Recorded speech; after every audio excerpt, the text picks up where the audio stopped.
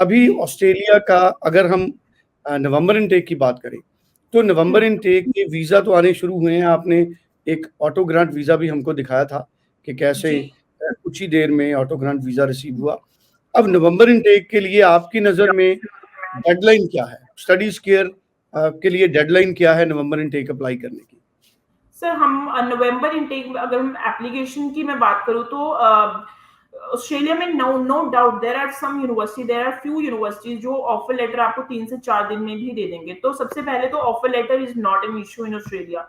You can get the offer letter very very easily, ठीक है, और जल्दी भी आपको मिल जाएगा अगर आप एंट्री रिक्वायरमेंट को मीट कर रहे हैं। लेकिन जब भी आपको ऑस्ट्रेलिया में ऑफर लेटर मिलेगा, you will get the conditional offer letter. There were some universities कि जो अनकंडीशनल ऑफर लेटर दिया करती थी, लेकिन अब यूनिवर्सिटीज ने सबने अपने रूल्स एंड रेगुलेशंस को चेंज कर लिया है। Now students are getting the conditional offer letter, तो उनको कंडीशनल ऑफर लेटर मिलते हैं।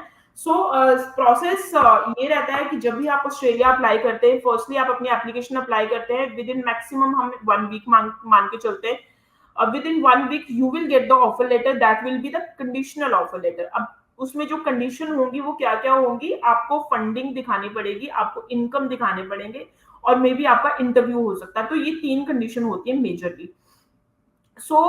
जब आप एप्लीकेशन अप्लाई करते हैं तो आपको जो चेक करना है अपने कंसल्टेंट से, और लाइक अगर आप हमें कॉल कर रहे हैं तो you can check with us as well. And if you are checking that particular university की, अगर आप वेबसाइट पे भी जाते हैं तो के टाइम पे आपको एंट्री रिक्वायरमेंट चेक करनी है। तो एंट्री रिक्वायरमेंट में क्या होता है, basically what is your percentage, ठीक है, and what is the like IELTS requirement for that particular course. तो ये 2 चीजें होती हैं। हाँ, ये चीजें होती हैं कि may be Punjab and Haryana के लिए कुछ और रिक्वायरमेंट होंगी, अदर स्टेट्स के लिए कुछ और रिक्वायरमेंट होगी। इस चीज का ऑस्ट्रेलिया में थोड़ा सा एक जो कहते हैं डिफरेंस हो सकता है। उसके बाद जब आपकी एक बार कंडीशनल ऑफर लेटर आ जाती है, तो आपकी जो रिक्वायरमेंट रहती है वो फंड्स की रहती है। और जो आपको फंड्स, इसमें भी हर यूनिवर्सिटीज की जो फंडिंग की और इनकम की रिक्वायरमेंट है, हर यूनिवर्सिटीज की अलग अलग होती है। कुछ यूनिवर्सिटीज, जस्ट फॉर इंस्टेंस, कुछ यूनिवर्सिटीज एग्रीकल्चर इनकम एक्सेप्ट करती हैं, कुछ नहीं करती हैं। कुछ यूनिवर्सिटीज एजुकेशन लोन एक्सेप्ट करता है, कुछ किसी एक हद परसेंटेज तक करता है। तो ये आपको, ये बहुत वाइड सब्जेक्ट है। ये आप जब एक बार like we can talk about the university to university की किस प्रोफाइल के लिए आपकी यूनिवर्सिटी बनती है और क्या रहता है। जब हम पूरे डॉक्यूमेंट यूनिवर्सिटी को भेज देते हैं, then we can request for the unconditional offer letter.